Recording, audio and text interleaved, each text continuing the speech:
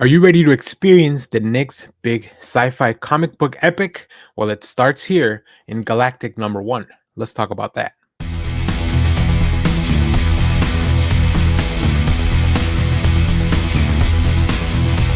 Hello everyone, Dan here from the Next Issue Podcast. On today's video, we're going to be doing a review for Galactic number 1. This is a new book from Dstlry Comics. Galactic from Dstlry is one of those first issues that hits the ground running and immediately announces itself as something very special. It's bold, it's stylish, it delivers a version of sci-fi tales that feels very explosive and incredibly intentional. From page 1, it throws you into a universe that's already spiraling, and instead of slowing down to hold your hand, it gives you enough of the essentials and lets you fill in the blanks. And honestly, that choice makes the whole experience to me way more immersive. So, at the center of the story is the brilliant ultraviolent stellar romance. The official setup is perfect. A roguish bounty hunter is hired to track down a princess who's basically on a full tilt deathbender on a hippie planet. And what should be a straightforward job becomes anything but, as the two of them are suddenly caught in the crossfire of intergalactic war. It's chaotic, it's high energy, and it sets the tone for the series that feels like swinging big from the very beginning. Now, what I love about this issue unfolds in the pacing. Curt Pires doesn't just throw sci-fi spectacle at you. He builds layer by layer, page by page. The stakes climb.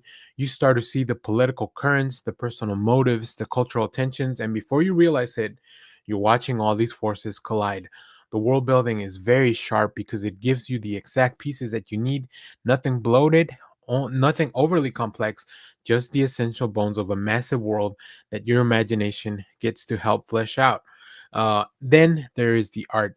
Amilcar Pinna really absolutely goes off in this issue. The line work is very fluid and expressive and almost deceptively calm at first until it truly isn't. As the plot escalates, the art also escalates with it, erupting into this frantic, kinetic sequences that match the rising stakes beat for beat. Every chase, every explosion, every moment of tension feels amplified by the way that it is framed by the art team. There's momentum to the visuals that pulls you through the story like you're being dragged into the chaos alongside these characters. Also, Lee Loughridge's colors that just add so much dimension to the experience. He shifts the palette temperature in a way that sets the tone instantly.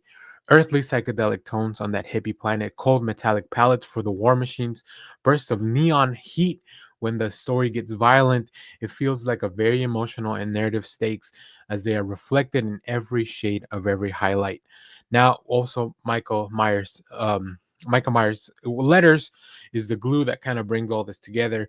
It provides clarity and rhythm, but also reinforces the characters' voices and intensity. This lettering knows when to step forward and when to stay out of the way. Together, this creative team has done something that feels deliberate and very well crafted.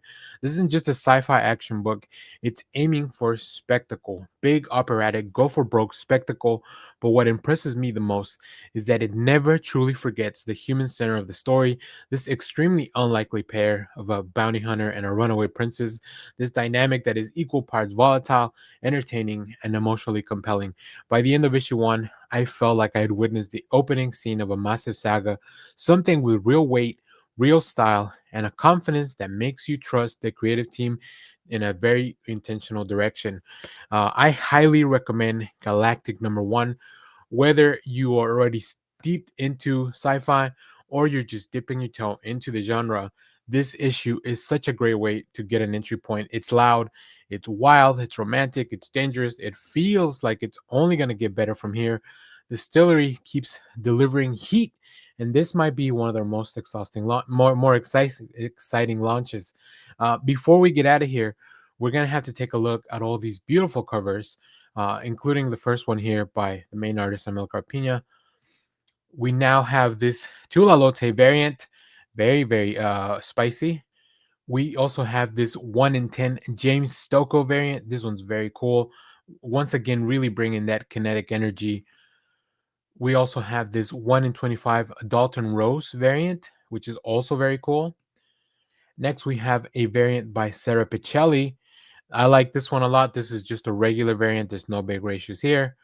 Next, we have this Amilcar Pinna homage variant, right? Very much in the style of Star Wars, which very heavily inspires this book. We have a blank variant, of course, to get your own sketches done here.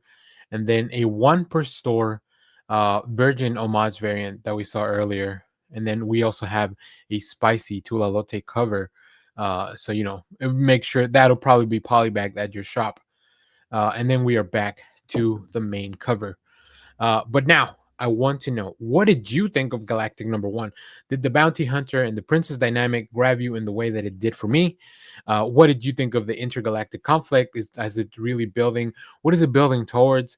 Drop your thoughts in the comments. I make sure to go check those out and read every one of them.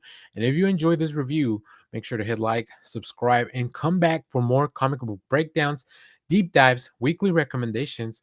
Thanks for watching, and I'll see you on the next one. Bye bye.